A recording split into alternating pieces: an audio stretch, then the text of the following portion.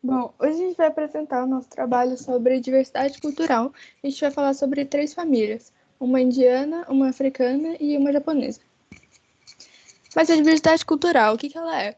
Em sociologia, a diversidade cultural, ela fala sobre a existência de uma grande variedade de culturas ao redor do mundo inteiro. E tem vários tipos de manifestações culturais que nos permitem ver essa variedade, como a linguagem, as danças, as vestimentas, a religião e outras tradições. E a diversidade cultural é considerada uma herança do mundo. Agora eu vou falar um pouco sobre a primeira família, que é a indiana.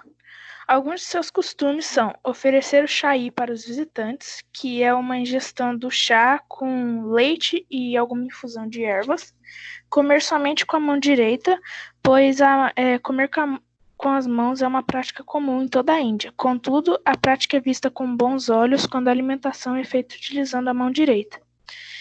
Cumprimentar com namastê. Apesar de existirem dezenas de verbetes para cumprimentos na língua hindi, que é a língua utilizada na Índia, devemos dizer namastê ao cumprimentar principalmente pessoas mais velhas. A linguagem. A Índia não tem uma só língua oficial, tem duas, que são o hindi e o inglês. Porém, tem outras que são consideravelmente oficiais, que são assamês, bengali, bodo, canará e etc. A educação. De acordo com a Organização das Nações Unidas, a Índia ocupa a posição de 134 entre 187 países no Índice de Desenvolvimento Humano. Em 2011, o índice de alfabetização foi de 74%. Essa taxa foi abaixo da média mundial, que é de 84%. Crença religiosa. As religiões indianas são o hinduísmo, budismo, jainismo e sikhismo. O hinduísmo é uma das religiões mais praticadas no mundo. As casas indianas costumam ter um santuário onde os atos de adoração envolvem oferenda de incenso.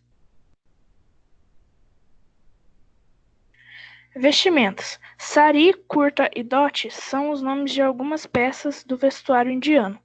O sari é uma grande peça de pano e é uma veste feminina, enquanto o kurta e o dhoti, por sua vez, são vestes masculinas. A alimentação. A maior parte dos indianos não comem carne de vaca. Eles são vegetarianos porque na Índia esse animal é sagrado. A bebida de predileção é o chá.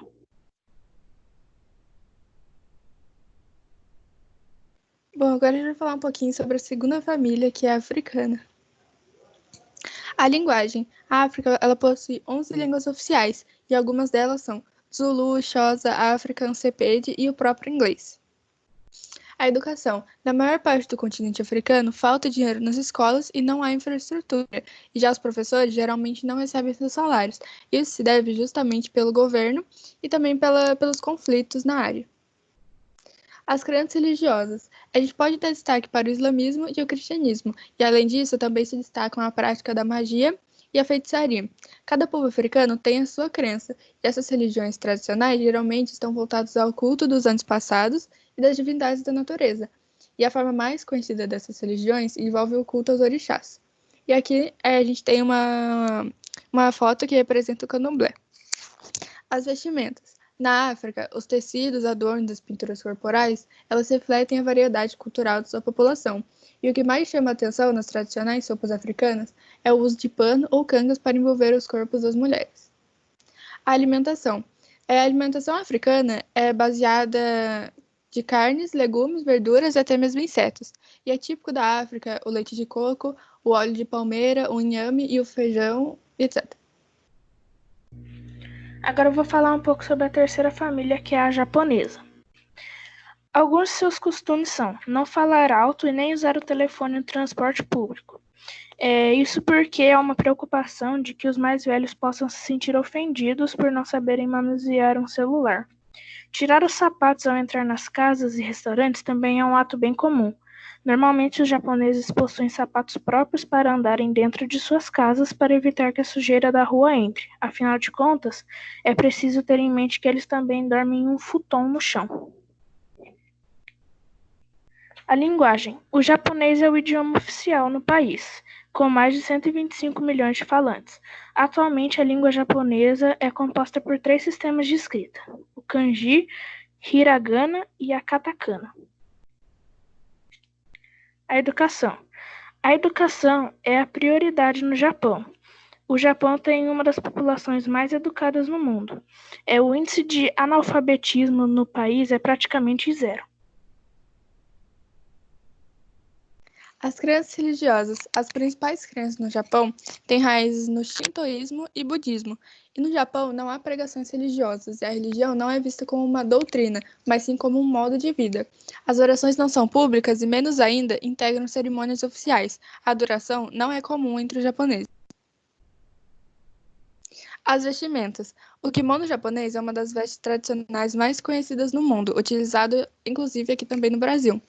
E ultimamente ela é usado por algumas pessoas mais velhas ou artistas tradicionais, mas ainda assim é usado por toda a população em ocasiões especiais, como casamentos, cerimônias de graduação e etc. A alimentação. Do Japão saiu o famoso sushi, iguaria que mistura o peixe e arroz envolto em uma capa de alga. O arroz é a base de ao menos 2.000 pratos japoneses. E outro ingrediente que resume a peculiaridade da culinária japonesa é o peixe, preparado de maneira tão diversa que chega a ser apreciado até mesmo no café da manhã. Agora a gente vai falar algumas curiosidades dessas culturas. Da família indiana, a gente vai falar um pouco sobre a dança indiana. Bharatanatyam é considerado uma dança exótica para os brasileiros, não só em termos dos movimentos, mas também em virtude das vestes e adereços utilizados pelas dançarinas. Os mudras ajudam a compor os movimentos que requerem bastante técnica dessa bela dança. Da família africana, a gente vai citar um pouco sobre as artes plásticas africanas. Os produtos artísticos africanos representam os antepassados fundadores que ensinam a humanidade a produzir e se reproduzir.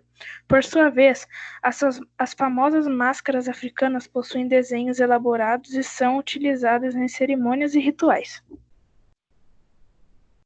E por último, os jardins japoneses. Entre os pontos turísticos que demonstram a essência da cultura japonesa estão os jardins, cuja cultura foi importada da China por volta do ano de 600.